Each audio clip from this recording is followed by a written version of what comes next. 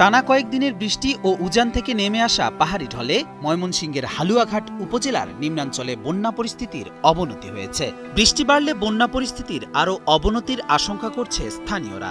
এতে বিপাকে পড়েছে কৃষকরা। আমার 1 একর জমিন সব পুরাটাই পানির নিচে, এখন সামনে সবই অন্ধকার দেখতেছি, চলার মতন কিছু বাউটাও দেখতেছি না।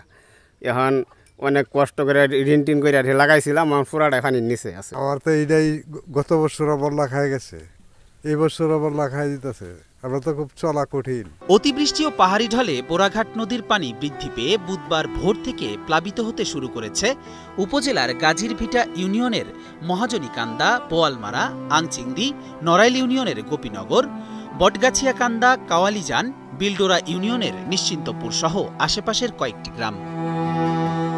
পাহাড়ি ঢলে হালুয়াঘাট পৌর এলাকার কিছু অংশ ও উপজেলার 12টি ইউনিয়নের নিম্নাঞ্চলে পানি ছড়িয়ে পড়েছে। কয়েকশত হেক্টর রোপা আমন ধান পানিতে নিমজ্জিত।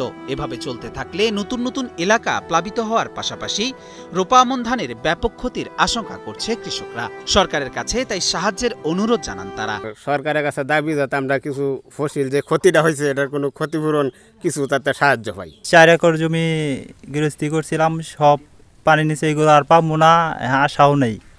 আমরা সরকারের কাছে দাবি যাতে ওগুলা কিছু ক্ষতিগ্রস্ত দেয় যদি, তাহলে আমরা একটু সহযোগিতা পাবো। শুধু ফসলের জমি নয়, ক্ষতিগ্রস্ত হয়েছে ঘরবাড়িও। বোয়ালমারা গ্রামের 50 থেকে 60টি বাড়িতে ঢলের পানি উঠেছে। থাকার ঘর ও রান্নাঘরে পানি ওঠার ফলে এসব পরিবারে সুপেয় পানি ও খাদ্যের সংকট দেখা দিয়েছে।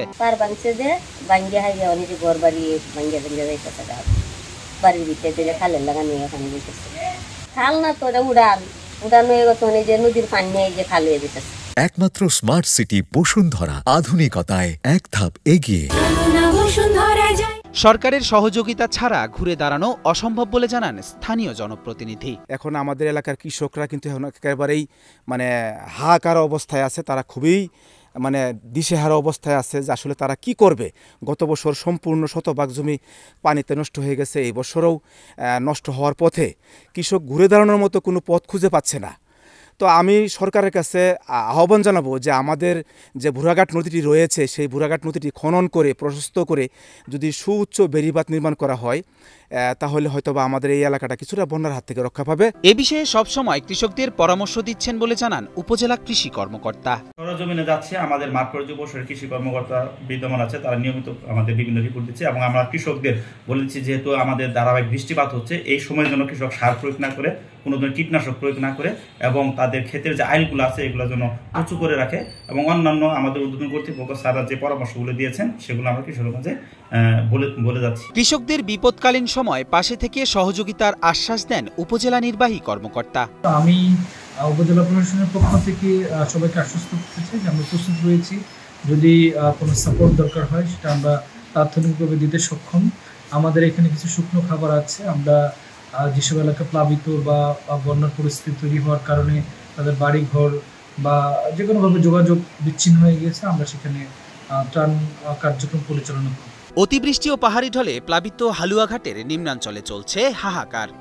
এখন ধানক্ষেত ডুবে গেছে পানিতে, সংকটে পড়েছে পানিবন্দী মানুষ। তবে স্থানীয় প্রশাসনের আশ্বাস, কৃষক ও ক্ষতিগ্রস্তদের পাশে থাকবে সরকার। মাজহারুল ইসলাম মিশুর পাঠানো তথ্যচিত্রে ডেস্ক রিপোর্ট, কালের কণ্ঠ।